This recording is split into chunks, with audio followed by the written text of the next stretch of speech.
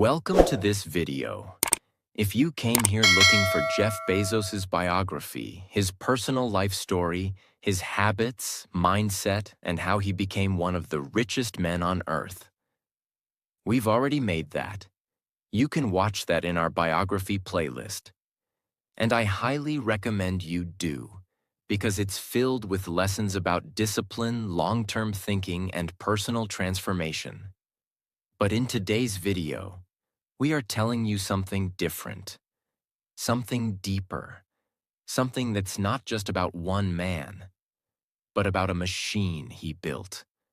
A machine that changed how you shop, how you live, how the internet runs, and how the world works, even if you don't realize it. That machine is called Amazon. This is the story of how a quiet man with glasses and a weird laugh started a bookstore in a garage, how that bookstore became a website, how that website became a marketplace, how that marketplace became an empire, and how that empire became a global force of nature worth over $1.6 trillion. This is not just a story about business. This is about belief, boldness, pain, sacrifice, and strategy. It's a story that teaches you how to think bigger than anyone else, plan like a machine, serve your customer like your life depends on it, and stay silent until the world can no longer ignore your name. And yes, this video is also great for your English. We explain everything in simple, clear, beginner-friendly English, so you can improve your vocabulary, your listening skills, and your understanding, while learning one of the most powerful stories in business history. So get ready. This isn't just a story. This is a blueprint for domination. Let's begin. Part 1. The Garage, the Internet, and the First Book. The year is 1994. The Internet is still a joke. Most people don't even know what WW means. Google doesn't exist. Facebook doesn't exist. Instagram? Nothing. Back then, if you wanted to sell something, you opened a shop in your neighborhood, not a website. But one man had a different idea. His name? Jeff Bezos. He's working on Wall Street, making $200,000 per year. He's smart, stable, respected, and he's about to throw it all away. Why? Because one day, while reading a report about the internet, Jeff sees a number that shakes his soul. Internet usage is growing at 2,300% per year. That one number changes his life forever. He realizes something. This is the next big thing. And if I don't do something now, I'll regret it forever. So, what does he do? He quits his job. He packs his things. He calls his parents and says, "I'm going to start an internet company. It's risky. There's a 70% chance I'll fail. But I need to try." He moves to Seattle. He sets up his first office in a garage. No team, no money, no fame. Just him, a laptop, and a dream. The question is, what should he sell? Why books? Jeff thinks carefully. He wants to sell something big, something that has huge variety, millions of items. Easy to ship, no need to try before buying. Answer: books. At that time, a bookstore could only carry maybe 100,000 titles. But online, he could offer millions. And so, he launches a simple website, Amazon.com, Earth's biggest bookstore. In July 1995, the website goes live, and the first ever order is placed by a stranger. The book? Fluid Concepts and Creative Analogies. He doesn't sell 1,000 books a day, not even 100. He sells one book at a time, packing it with his own hands. He tapes the boxes himself, drives to the post office, waits in line. That's how Amazon started, with sweat, silence, and service. Jeff needs money, so he does something bold. He asks his parents for an investment. They give him $300,000, their entire life savings. He warns them, "There's a big chance you'll never see this money again." They say, "We believe in you." With that, Amazon begins. Within 30 days, Amazon is shipping books to 50 states and 45 countries. Customers love it. Why? They can order from home. The prices are cheaper. The selection is endless. Jeff doesn't just build a store, he builds trust. And as sales grow, the media starts paying attention. People start asking, is this just a bookstore or something more? From the beginning, Jeff Bezos had a bigger plan. Books were just the beginning. He told his team, "We're not in the book business. We're in the everything business." He named it Amazon, after the largest river in the world, because he wanted it to be the largest company in the world. This wasn't about books. It was about building the world's most customer-obsessed company. And that's exactly what he set out to do. By the end of 1996, Amazon had 150 employees. Sales reached $15.7 million. They were growing 800% per year. But the big moment was coming soon. Going public, taking on giants, expanding beyond books.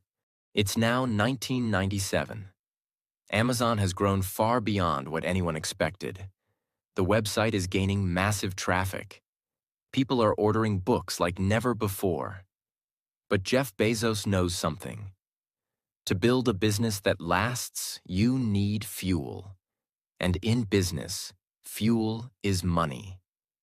On May 15, 1997, Amazon officially becomes a public company. This means people can now buy shares of Amazon on the stock market. The stock opens at $18 per share. By the end of the day, Amazon is valued at around $438 million. For a company that's only a few years old, this is a big deal. But Jeff is not celebrating. He's thinking bigger. He doesn't care about short-term profits. In fact, Amazon is still not making any profit. People start questioning him. Why are you losing money? Why aren't you profitable? And Jeff's answer shocks everyone. We're not here to be profitable right now. We're here to become essential in people's lives. That same year, Jeff writes one of the most famous letters in business history to his shareholders. He calls it, "It's Day One." In that letter, he says, "We will focus relentlessly on our customers. We will make bold bets. We will think long-term, even if it means losing money now." It's still day one, the beginning of something huge. This philosophy becomes the soul of Amazon. Every year after that, Jeff writes a new shareholder letter. And he always includes that original Day One letter to remind everyone of the vision. With new money from the IPO, Amazon begins to grow. But Jeff doesn't want to stop at books. He adds CDs and music, movies and DVDs, toys, electronics. Each category comes with new challenges. More storage space, more warehouses, more staff, more technology. But Jeff is not afraid of problems. In fact, he believes, if we solve harder problems than others, we'll become stronger than others. Amazon invests millions into building fulfillment centers, massive warehouses where items are stored, packed, and shipped. Each warehouse is designed for speed, accuracy, and scale. But this isn't easy. In one early warehouse, employees are walking 10 to 15 miles per shift to find and pack items. There are no robots, no fancy systems, just grit and process building. Jeff visits these warehouses himself. He talks to workers. He studies the process. And slowly, he begins building one of the most powerful logistics networks in history. This becomes the backbone of everything Amazon does. Inside his mind, Jeff is already thinking 5 years ahead. He starts asking, why stop at books and DVDs? Why not add everything? He creates a new mission: to become Earth's most customer-centric company, where people can find and discover anything they want to buy online. He dreams of Amazon being the store where you can buy batteries, a baby stroller, a laptop, a chair, groceries, clothing, toothpaste, shampoo, even car parts, everything, all in one place. No one believes this is possible, but Jeff doesn't wait for approval. He just starts building. But then, disaster. The year is 2000. The dot-com bubble explodes. What is it? In the late 90s, hundreds of tech companies had launched websites and gotten funding. People invested in any company that had .com in its name, even if it had no plan, no product, no team. Eventually, it all collapsed. Thousands of internet companies shut down overnight. Big names like Pets.com, Webvan, and eToys all disappeared. Investors panicked, and even Amazon, a real business, lost 90% of its stock value. It dropped from over $100 per share to around $6. The media said, Amazon is finished. Jeff Bezos is done. They'll never survive. But Jeff never flinched. He told his team, ignore the stock price. Focus on the customer. Do the right thing. The storm will pass to survive. He cuts costs, fires hundreds of employees, closes weak departments, tightens every system. It's painful, but it saves Amazon. Other companies vanish. Amazon survives. In the middle of all this chaos, Jeff launches something bold. Again. He says, why should Amazon sell everything ourselves? Let's allow other sellers to use our platform too. This idea becomes the Amazon Marketplace, where third-party sellers can list and sell their products on Amazon. At first, it seems risky. People say, you'll lose quality control. Customers won't trust it. But Jeff is thinking ahead. Again, this one idea changes everything. Suddenly, Amazon has millions of new products, without buying inventory, without hiring more staff, without risk. Third-party sellers grow, customers get more options. Amazon gets a percentage of every sale. Everyone wins. Today, more than 60% of items sold on Amazon come from third-party sellers. And it started with one bold move, in the middle of a storm. By now, Jeff Bezos is building his business like a chess grandmaster. He's thinking 10 moves ahead, making decisions most CEOs are afraid to make, taking short-term pain for long-term power. He says something that becomes legendary. Your margin is my opportunity. What does that mean? If another company makes 40% profit, Amazon will come in and make 2%, just to steal the customer. Because Jeff knows, once people trust Amazon, they'll never leave. He's not trying to get rich fast. He's trying to build a company that lives forever. By 2003, Amazon's strategy works. Sales, over $5 billion. Profits, finally appear. Confidence, restored. Investors start believing again. But Jeff isn't celebrating. He's already building something bigger. Something the world has no idea about. A project that will quietly turn Amazon into a $1 trillion empire. Part 2. The birth of AWS, Amazon's secret weapon. The year is now 2003. Amazon has survived the dot-com crash. It's slowly becoming more than a bookstore. More products, more sellers, more countries. But Jeff Bezos is still not satisfied. Because while most CEOs would be celebrating the comeback, Jeff is already asking a dangerous question. What if we could become something more than just a store? What if we built the infrastructure of the entire internet? His team looks confused. They ask, "You mean host websites?" Jeff smiles. He already sees the future. At that time, thousands of tech startups were being born. Everyone wanted to create apps, websites, online tools. But they all had the same nightmare: setting up servers, managing storage, buying expensive equipment, hiring engineers, waiting weeks or months to launch. Even simple projects took thousands of dollars and months of work just to build the back end. So Jeff and a small group at Amazon ask, why don't we build a platform that gives them everything they need instantly? That's when the seed of AWS is planted. What is AWS? AWS stands for Amazon Web Services. It's not about shopping. It's about renting out Amazon's computing power to the world. Think of it like this. Instead of buying your own servers, you rent Amazon's servers. As much as you want, whenever you want. You only pay for what you use. It's like electricity for the internet. And just like electricity changed the world 100 years ago, AWS will quietly power the next digital revolution. While the world thinks Amazon is just selling books and DVDs, Jeff quietly forms a team of engineers and visionaries. For 2 years, they work in the background, testing, building, designing. No press, no investors, no hype, just silent, focused execution. Finally, in 2006, Amazon launches AWS, starting with just 2 services.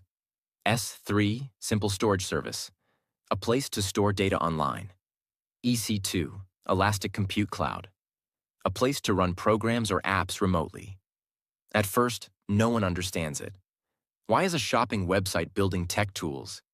But Jeff knows. One day, this will be bigger than the store. Within a year, thousands of startups start using AWS. Why? Because it saves them time, money, and energy. Instead of buying hardware, they pay Amazon a few dollars per month and launch instantly. AWS becomes the invisible engine behind Dropbox, Netflix, Airbnb, NASA, Facebook, Reddit, even the CIA. Yes, Amazon now powers the government. Every click, every video, every login. Chances are, it touches AWS. While Amazon.com was famous, AWS was profitable. By 2015, AWS was making $7.9 billion in revenue. By 2020, over $45 billion. Today, AWS generates over $80 billion per year.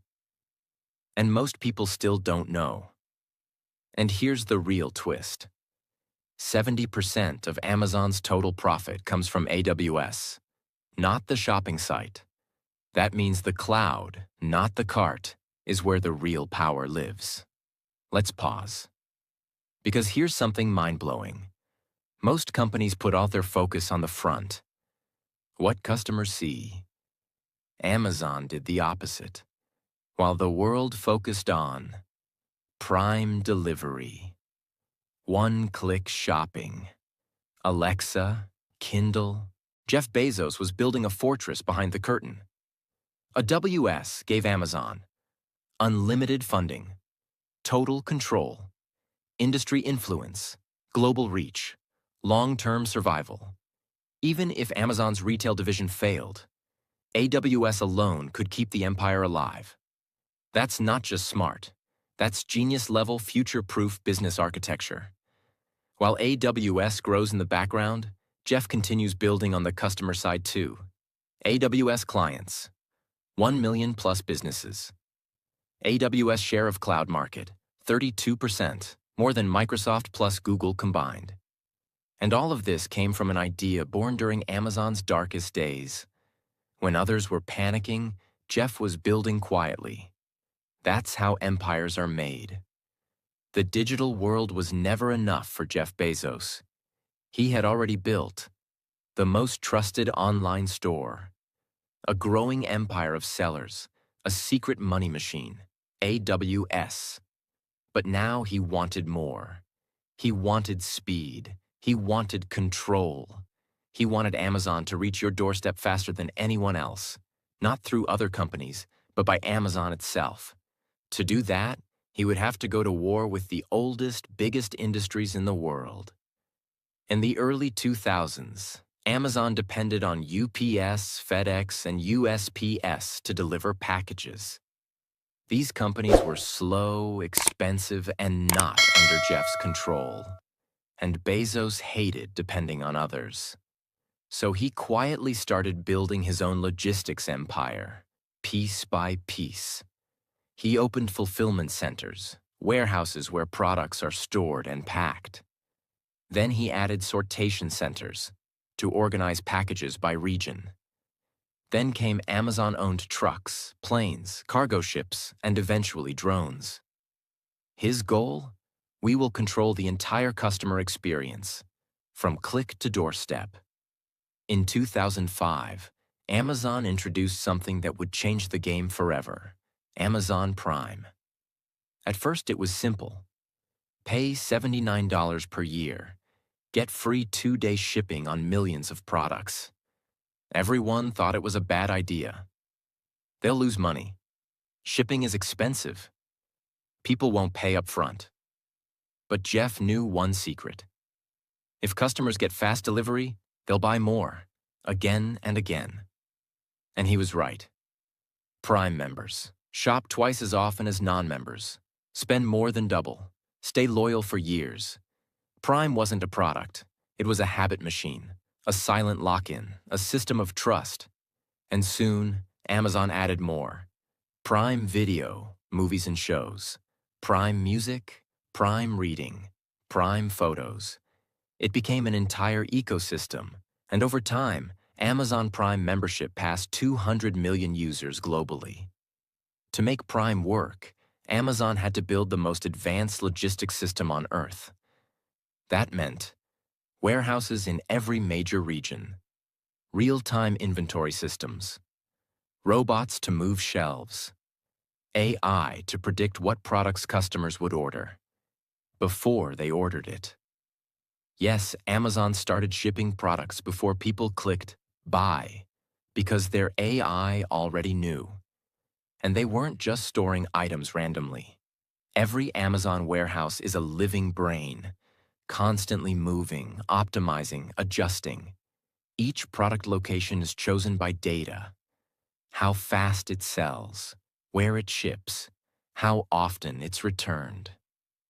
In 2012, Amazon made a move that changed fulfillment forever.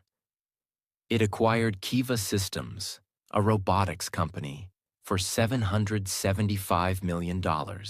These small orange robots would carry entire shelves around the warehouse, bring products directly to packers, reduce walking time from 10 miles per day per worker to almost zero.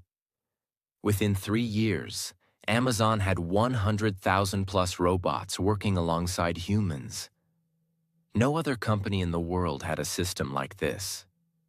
It wasn't just about speed. It was about scaling efficiently without burning out humans. The launch of Amazon Air. Amazon didn't stop at the ground. They launched their own air cargo fleet, Amazon Air, to rival FedEx and UPS. Planes with the Amazon Prime logo began flying across the U.S. Each plane could carry tens of thousands of packages, connecting warehouses to delivery stations. Today, Amazon Air operates over 110 aircraft, making thousands of flights per week. They're not just faster, they're smarter. Each flight is optimized by AI to avoid delays, reduce costs, maximize payload. In 2018, Amazon launched the Delivery Service Partner DSP program. What is it? They invite regular people to start their own delivery businesses. Amazon provides the vans, uniforms, routes, and training. You manage your drivers and deliver Amazon packages only.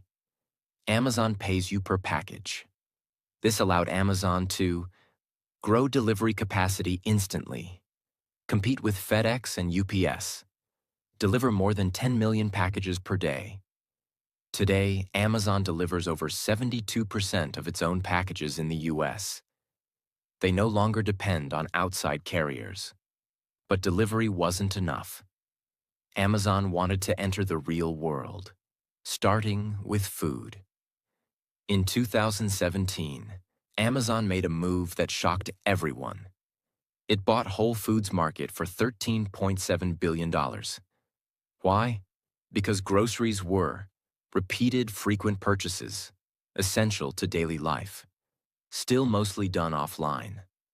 This acquisition gave Amazon 500-plus physical store locations, access to a premium customer base, a way to blend online and offline shopping. And it scared the competition. Stock prices of Walmart, Target, and Kroger dropped instantly because Amazon had entered their world, and it wasn't playing fair. In 2018, Amazon launched something even more futuristic: Amazon Go, a store with no checkout lines. You walk in, pick up what you want, walk out, and your Amazon account is automatically charged. How cameras track what you take, sensors detect motion, AI calculates your bill. This was a glimpse of the future of retail, and it showed how Amazon was not just a company. It was becoming an infrastructure for modern life. Let's pause. Why did Amazon do all of this? Because Jeff Bezos understood one thing: the company that owns delivery owns commerce. If Amazon could store the products, pack the products, ship the products, track the packages, deliver it to your door, then they didn't just sell stuff, they controlled the entire journey. No middleman, no risk, no delay, just pure dominance. Let's look at what this empire really means. 1,150-plus warehouses worldwide, 100-plus aircrafts, Amazon Air, 300,000-plus delivery drivers, over 72% of U.S. Amazon deliveries handled in-house, over 10 million packages delivered daily. Estimated logistics investment: over $100 billion since 2010. This isn't just e-commerce. This is military-grade operations, optimized for peaceful domination. By now, Amazon is not just a website. It's a physical empire. It owns the product through sellers, the platform, Amazon.com, the storage, warehouses, the infrastructure, AWS, the transport, trucks, planes, the delivery, drivers, drones, the real estate, Whole Foods, Go stores. It doesn't depend on anyone. And now it begins preparing for its next phase, something even bigger than logistics. Conquering the world of shopping, storage, logistics, and delivery, Amazon faced a new challenge. How do you stay in someone's life every single day? Not just when they shop, not just when they want to buy a book, but when they wake up, when they cook dinner, when they go to bed. Jeff Bezos had the answer. You go where no business has ever gone before. You go inside the home. And that's when Amazon began building a voice. The birth of Alexa. In 2014, Amazon launched something that felt futuristic, almost magical. A small black speaker that could talk back to you. You could say, "Alexa, what's the weather?" "Alexa, play music." "Alexa, turn off the lights." "Alexa, order more toothpaste." It was called the Amazon Echo, and the voice inside it was named Alexa. But this wasn't just a gadget. It was the beginning of a silent revolution. A way for Amazon to become part of your daily habits. Jeff Bezos understood something most companies ignored. The future isn't just about websites or screens. It's about voice, presence, and automation with voice. There's no friction, no typing, no search bar, no apps, just you speaking. And when customers speak, Amazon listens, literally. Every time you say Alexa, you train the system. It learns your accent, your preferences, your tone, your habits. And this data allows Amazon to serve you faster, smarter, deeper. Alexa wasn't just about weather and music. Soon, it began connecting to everything. Lights, thermostats, televisions, refrigerators, doorbells, security cameras. Now, with Amazon Ring, you could see who's at your door from anywhere. With Amazon's Smart Plug, you could control appliances by voice. With Fire TV, you could say, "Alexa, play Iron Man," and it would start playing instantly. This wasn't science fiction. This was Amazon building an ecosystem where you never had to leave. And you didn't even need a phone. Your voice became the controller. Here's where it gets even more powerful. Alexa wasn't just about smart homes. It was about shopping without friction. You could say, "Alexa, reorder detergent." "Alexa, buy batteries." "Alexa, what's my next delivery?" And because Amazon already had your address, your payment method, your preferences, your purchase history, it could complete the order instantly with no clicks, no typing, no comparison. Amazon had turned shopping into a conversation. That's how powerful this system was. But even that wasn't enough. Amazon wanted to go deeper, beyond voice.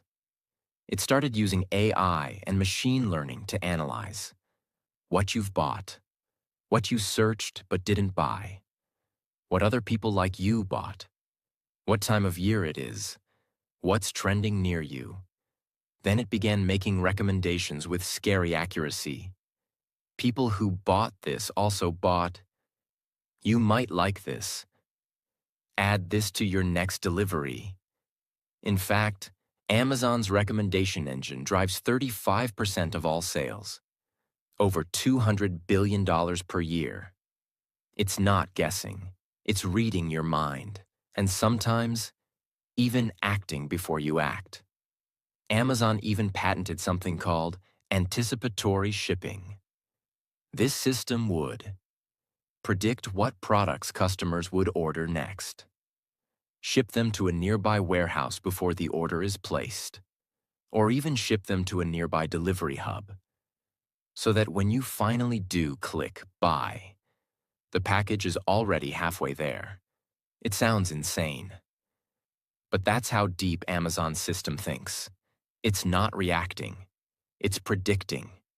All of this is powered by a massive AI infrastructure, machine learning models, deep neural networks, user behavior tracking, product tagging, sentiment analysis, purchase prediction, every click, every scroll, every pause on a product image. Amazon's AI is learning from it. And because it has hundreds of millions of customers, the data is endless. That's how it gets smarter every day. Not through innovation alone, but through observation at scale. Alexa is now active in over 100 million households. Amazon has sold 200+ million Echo devices. Over 70% of Amazon app users see AI-powered recommendations. Voice commerce market, led by Alexa, is expected to reach $80 billion by 2025. AI manages real-time pricing of millions of products. AI also powers fraud detection, inventory placement, search ranking, and customer service bots. This is not just a tech company.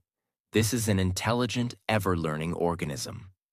Jeff Bezos once said, "Your brand is what people say about you when you're not in the room." So he built a company that would never leave the room. It's in your living room, Echo. In your kitchen, dash buttons, Alexa. In your bedroom, Kindle Fire TV. On your front door, Ring camera. In your phone, Amazon app. In your voice, Alexa commands. And even in your thoughts, recommendations, suggestions. Amazon doesn't wait for you to come to it. It goes where you are. Amazon had already won the battle of speed. It had already dominated shopping. It had already taken over delivery. It had already built the cloud, the system, the home assistant, and the habit loop. But one thing was still missing: entertainment, storytelling, cultural relevance. While people used Amazon to buy what they needed, they spent their free time on platforms like Netflix, YouTube, Disney Plus, HBO. That was dangerous for Amazon because attention is power, and whoever controls the screen controls the mind. So Jeff Bezos made a decision. We need to build a media empire, not tomorrow, but now. In 2011, Amazon quietly launched Amazon Instant Video, a platform where users could stream movies and shows. At first, it wasn't very good. The selection was limited. The interface was clunky. People didn't take it seriously. But just like he had done with AWS, with logistics, with Alexa, Jeff knew: start small, learn, improve, win. And so, Amazon slowly turned it into something massive: Amazon Prime Video. And it came free with a Prime membership. That was the genius move. Netflix charged monthly. Amazon gave it as a bonus for joining Prime. So now, when you paid for fast shipping, you also got free access to Hollywood movies, award-winning series, original documentaries, sports events, global cinema. That gave Amazon two advantages. 1. It created massive loyalty to Prime. 2. It trapped users inside the Amazon ecosystem longer. Now Amazon didn't just own your wallet, it owned your evenings. But Amazon didn't stop at licensing movies. It wanted to create its own shows that would change culture. So it built Amazon Studios, hired top Hollywood producers, and started writing. Then came the hits: The Man in the High Castle, Bosch, Fleabag, The Marvelous Mrs. Maisel, Jack Ryan, Reacher, Citadel, The Boys. Each show targeted a different audience. Each one had a different emotional flavor. Each one pulled users deeper into the Amazon experience. And then Amazon made one of the boldest moves in streaming history. In 2017, Amazon paid $250 million just to buy the rights to make a Lord of the Rings show. That didn't include actors. That didn't include production. Just the license to make it. Then they spent another $500 million producing Season 1 of The Rings of Power. The total budget crossed $750 million, making it the most expensive TV show ever made. Why would they do this? Because Jeff Bezos personally said, "We want our own Game of Thrones. We're not playing small. We're here to lead that one show told the world." Amazon is no longer just a retailer. It's a media giant. To grow faster, Amazon started streaming. Tennis tournaments, Premier League football, Thursday night NFL games in the US Cricket Series, in India.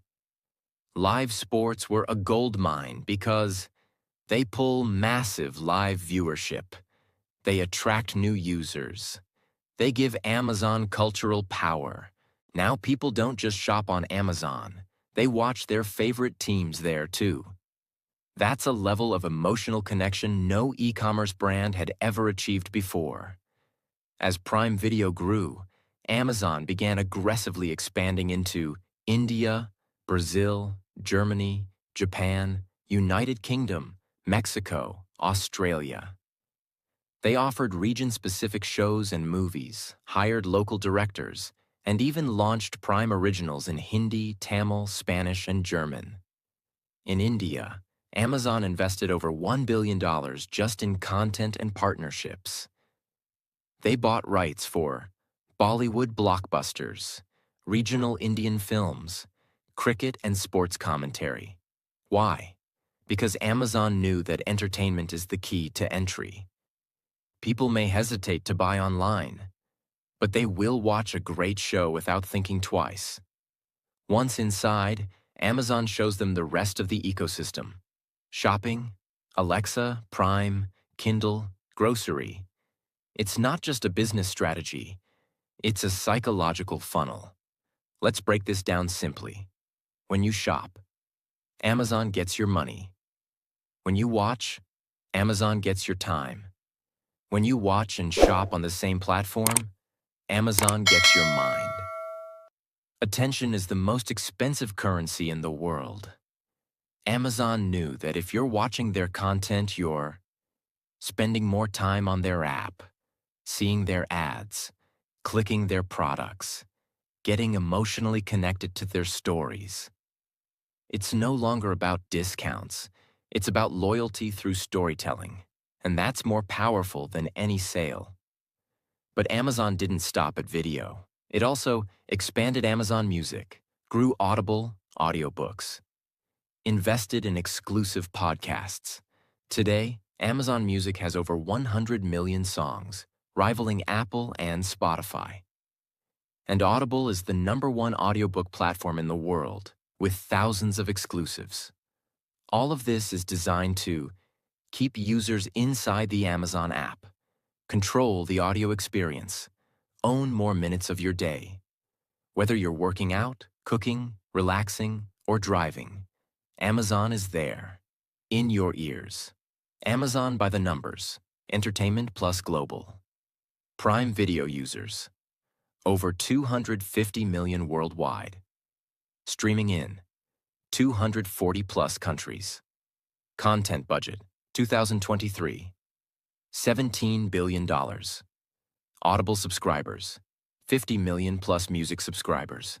Estimated 80 million plus languages supported, 30 plus top markets. US, India, UK, Germany, Japan, Brazil. This is no longer just a store. This is a media empire, quietly surrounding every aspect of modern life. At this point in the story, Amazon has the world's biggest store, the world's biggest cloud infrastructure, a logistics network that beats FedEx and UPS, smart devices in your home, AI that predicts your needs, a streaming service with global reach, a voice inside your house, your payment info, your preferences, and your trust. It's no longer about selling to customers. It's about becoming a part of their lifestyle. Part 3. The Future of Amazon. Lessons and what comes next. Amazon today is more than just a company. It is a platform for commerce, a force of habit, a cloud of intelligence, a builder of machines. In 2018, Amazon partnered with JP Morgan and Berkshire Hathaway to form a healthcare initiative called Haven. Their goal? Fix healthcare for their employees and then for the world. It failed in 3 years, but Amazon didn't give up. Instead, it acquired PillPack, an online pharmacy startup, for $753 million. Launched Amazon Pharmacy, letting customers order prescription drugs through Prime. Developed Amazon Clinic, a virtual health platform for quick consultations and treatments. Hired thousands of health professionals. Integrated Alexa with health devices for reminders, symptoms, and caregiving. In 2022, Amazon made a massive $3.9 billion acquisition of One Medical, a chain of primary care clinics with a tech-first model. This move gave Amazon access to millions of patients, data on health habits, prescriptions, visits, and more. Entry into insurance partnerships, corporate wellness, and employer plans. Amazon's ultimate goal? Make healthcare as easy as ordering shampoo. And they're getting closer every day.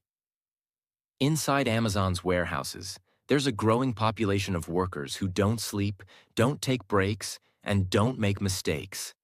They are robots, and their numbers are increasing rapidly. Over 750,000 mobile robots are now deployed across Amazon's fulfillment centers.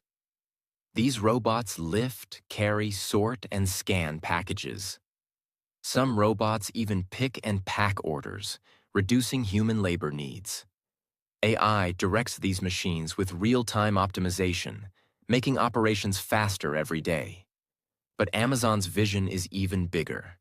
It's investing in agility robotics, humanoid robots that walk like humans, self-driving delivery vehicles, Amazon Scout, drones, Prime Air, that can drop packages within 30 minutes, AI-powered factories that can operate with minimal human involvement. In 2021, Jeff Bezos shocked the world. He announced he was stepping down as CEO of Amazon. Why? He said, "I want to focus on innovation, the environment, and space." He remained as executive chairman while Andy Jassy, the head of AWS, became CEO. But behind the scenes, there was more. Increased political pressure, media scrutiny, antitrust lawsuits, internal protests, and his desire to build the next empire, Blue Origin, his space company. It wasn't an escape, it was a pivot. Bezos had taken Amazon as far as he could. Now he wanted to leave Earth behind. Here's what Amazon is working on right now. In labs, behind closed doors. Project Kuiper, Internet from Space. Amazon is launching a constellation of satellites to deliver global internet. It's a direct competitor to Elon Musk's Starlink. Over 3,200 satellites planned, targeting rural areas, poor countries, disaster zones. This will give Amazon control over connectivity, not just content. Generative AI. Amazon is developing large language models to rival ChatGPT, integrating AI into Alexa, smarter, more human. AWS, tools for developers. Amazon Search, more accurate. Acquired Anthropic stake, $4 billion, to strengthen its AI race position. Checkout free retail, Amazon Go evolution. Expanding stores with no lines, no cash, no friction, using cameras, sensors, AI, and facial recognition. Could become the standard in airports, stadiums, grocery chains, shopping malls. Amazon as a platform for everything. Amazon is not just a store anymore. It is becoming the bank, Amazon Pay, the doctor, Amazon Pharmacy, the teacher, Audible, Kindle, the screen, Prime Video, Fire TV, the home assistant, Alexa, the delivery company, Amazon Logistics, the cloud, AWS, the storefront, Marketplace, the builder of your next robot or AI assistant. It wants to become the default, like electricity, like the internet, like water, so invisible, so essential, that no one can remove it. Amazon, by the final numbers, revenue, over $575 billion per year. AWS profit contribution, over 70% employees, over 1.5 million globally. Market cap, over $1.6 trillion.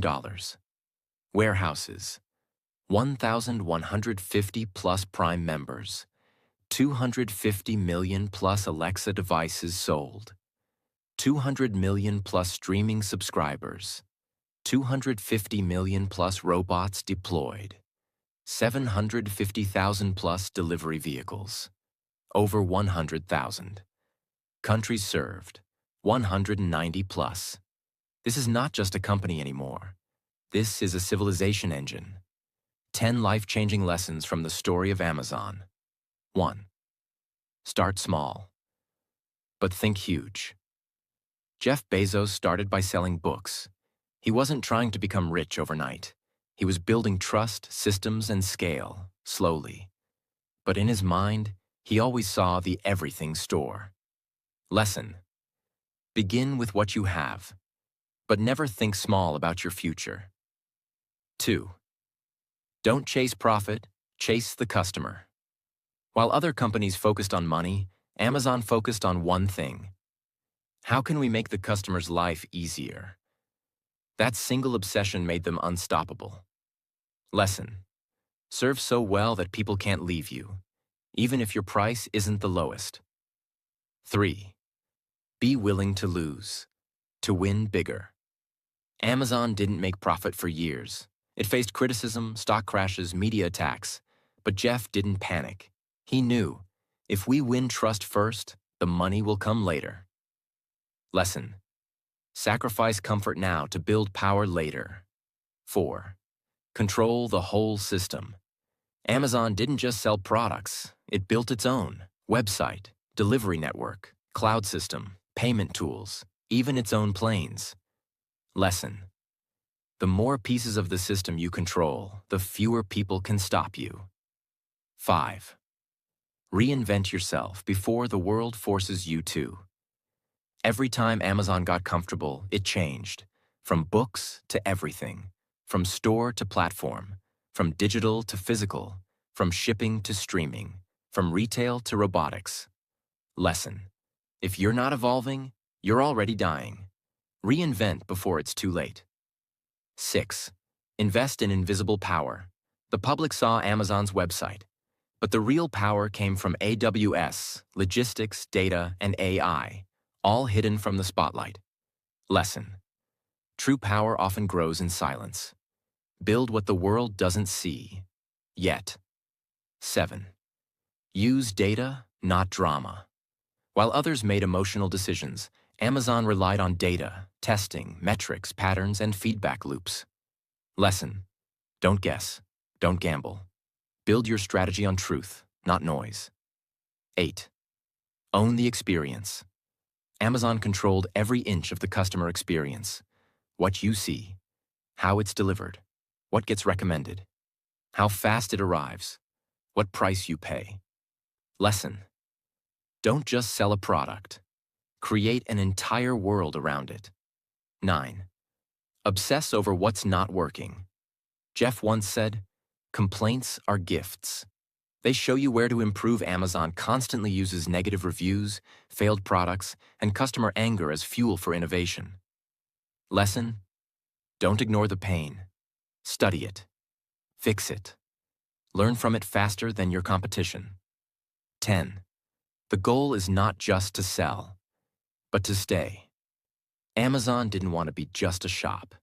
It wanted to be part of your life. Every hour, every room, every screen. And it succeeded. Lesson: build something so valuable that people don't just visit, they stay. You've now seen the full story of Amazon, from nothing to everything. This wasn't luck. It wasn't magic. It wasn't hype. It was relentless vision, customer obsession, and building brick by brick. Without excuses, shortcuts, or noise.